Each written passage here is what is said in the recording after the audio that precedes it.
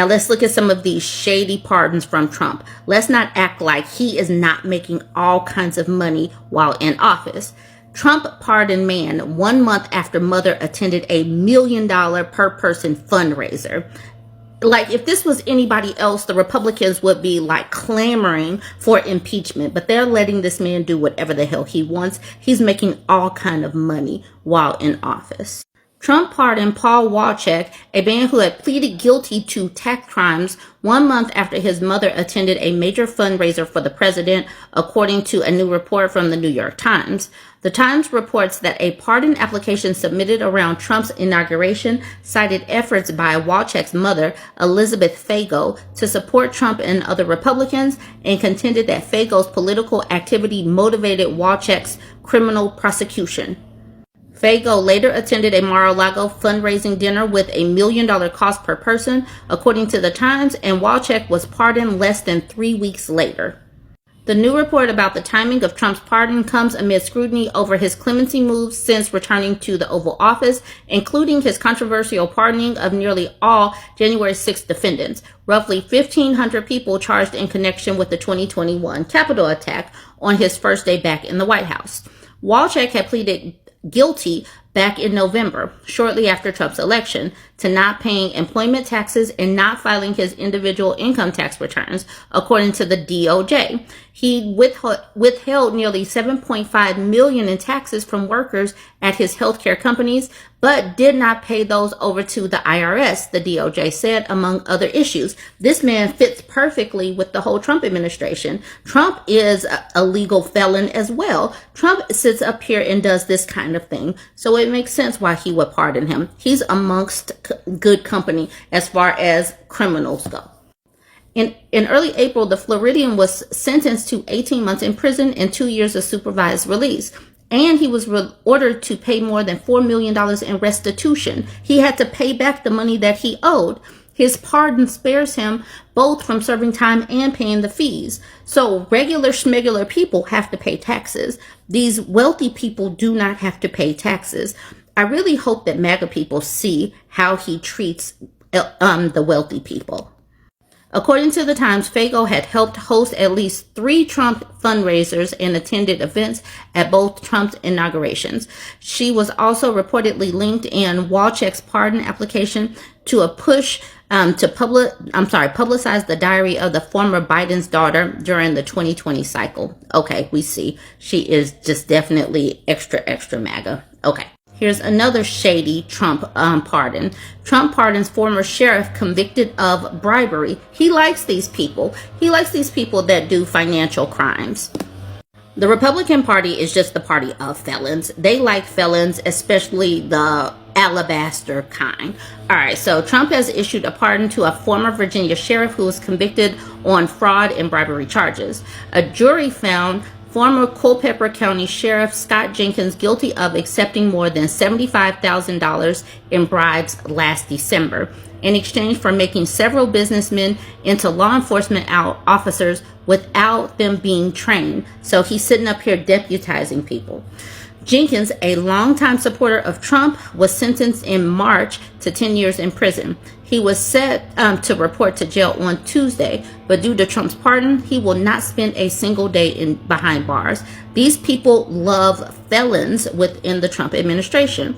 Sheriff Scott Jenkins, his wife Patricia, and their family have been dragged through hell, Trump wrote in a post on his Truth Social network. Trump said Jenkins was the victim of an overzealous Biden Department of Justice. The judge who presided over Jenkins' case, Robert Ballou, was appointed by former President Joe Biden, but it was a jury trial. Trump called Jenkins a wonderful person who was persecuted by radical left monsters and left for dead. The thing is, now MAGA people know that they can go out and commit crimes, and Trump might pardon them. That's where we are in today's society. It says, Trump called Jenkins a wonderful person who was persecuted. Oh, I already said that part. Jenkins was found guilty of 1 count of conspiracy, 4 counts of honest service fraud, and 7 counts of bribery concerning programs receiving federal funds. pardons. Prosecutors said he accepted bribes from 8 people, including 2 undercover FBI agents.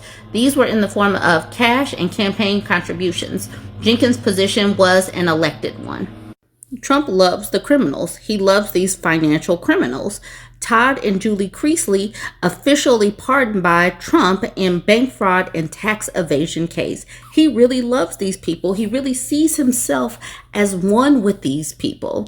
The longtime couple who reported to prison in January 2023 had been pushing to appeal their case since their 2022 conviction.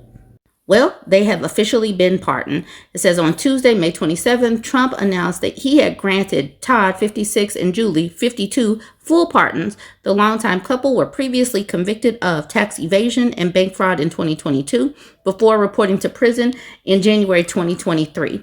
Trump, 78, I don't know what's the point in putting his age there, also noted that Todd and Julie were given a pretty harsh treatment based on what I'm hearing. It's a terrible thing, but it's a great thing because your parents are going to be free and clean, Trump said to the couple's children via a phone call. I hope we can do it tomorrow. I don't know them, but give them my regards and wish them good luck. Like literally, this is what he's going for. Like everyday people who are out there trying to do the right things, forget them. These people who are criminals, let's give them the best regards. So here's an article back in 2024 when it was talking about their sentencing. So we already know that they were sentenced, but they were sentenced to 7 years for their conviction. Chrisley and her husband Todd Chrisley gained fame on their show Chrisley Knows Best, which followed their tight-knit family and extravagant lifestyle. A jury in 2022 found them guilty of conspiring to defraud the community banks out of more than $30 million in fraudulent loans. $30 million, and he just wiped it out. The Chrisleys were also found guilty of tax evasion by hiding their earnings. A 3-judge panel of the 11th U.S. Circuit Court of Appeals in June upheld the Chrisleys' convictions, but found a legal error in how the trial judge had calculated Julie Chrisley's sentence by holding her accountable for the entire bank fraud scheme. The appellate panel sent her case back to the lower court for resentencing. Julie Chrisley's attorney, Alex Little, asked the judge to reduce his client's sentence to no more than 5 years. He argued that she was a minor player in these crimes and that her scattered offenses were dramatic mistakes. He also noted that she has behaved well and taken advantage of enrichment opportunities during her 20 months in prison so far, receiving more than 70 certificates. These people really get the white glove treatment where it comes to their crimes. But if they were of a darker hue, they would be criminalized and or maybe sent off to El Salvador to work in a concentration camps. It just goes to show how melanin, the right shade, will get you some kind of benefits. In a court filing, Little had argued that Chrisley's 2 youngest children are struggling with the day-to-day functioning because of their mother's absence. Federal prosecutor Annalise Peters urged the judge to reimpose the 7-year sentence. She argued that prosecutors had been conservative in charging the Chrisleys and that Julie Chrisley was a core part of a fraudulent scheme and that she had not apologized, shown remorse, or admitted wrongdoing. Chrisley's good behavior in prison does not cancel out an 11-year journey of fraud after fraud after fraud, Peters said. But she's white, so, here we go. These people get to do whatever. I am amazed how, these people pick and choose. This administration picks and chooses who's going to be a winner and loser. And if you are a darker hue, if you're a brown or black person, you could literally be sent off, held indefinitely or whatnot. But these people, $30 million tax evasion, perfectly fine. They've been treated harshly. Some of these people never have to show any kind of remorse or do time. It is the justice system in America. Gotta love it. Let me know what you think about this one. Don't forget to like, comment, and share.